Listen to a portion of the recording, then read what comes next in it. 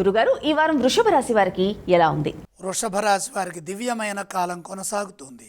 7 గ్రహాలు అనుకూలిస్తున్నాయి. లాభంలో చాతుర్గ్రహ కూటమి, రవి, కుజ, బుధ, శనులు, ద్వితీయంలో గురువు, ద్వాదశంలో శుక్రుడు, దశమ రాహువు.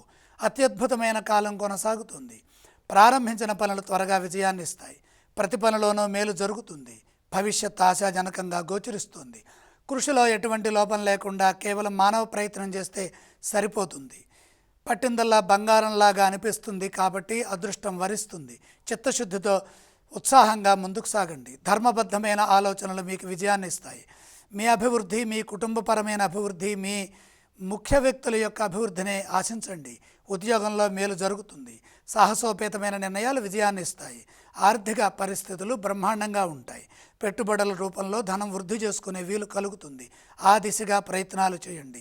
పరిస్థితులను అర్థం చేసుకుంటూ సమయోచితంగా నిర్ణయాలు తీసుకుంటూ వాటిని అమలు చేయాలి. వ్యాపారంలో బ్రహ్మాండమైన శుభాలు గోచరిస్తున్నాయి.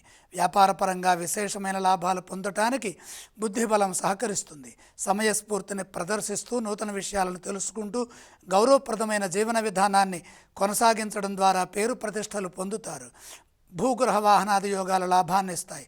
అత్యంత శ్రేష్టమైన ఫలితాలు సిద్ధిస్తాయి. వృషభ రాశి వారు ఎటువంటి స్తోత్రాలను పఠించాలి? వృషభ రాశి వారికి గౌరవప్రదమైన గ్రహయోగం ఉన్నది కాబట్టి లక్ష్మీ ధ్యానం సరిపోతుంది. వృషభ రాశి వారు ఏ ఆలయాన్ని సందర్శించాలంటారు? లక్ష్మీ దర్శనం అదృష్టాన్ని ఇస్తుంది. ఎటువంటి దానాలు చేయాలి?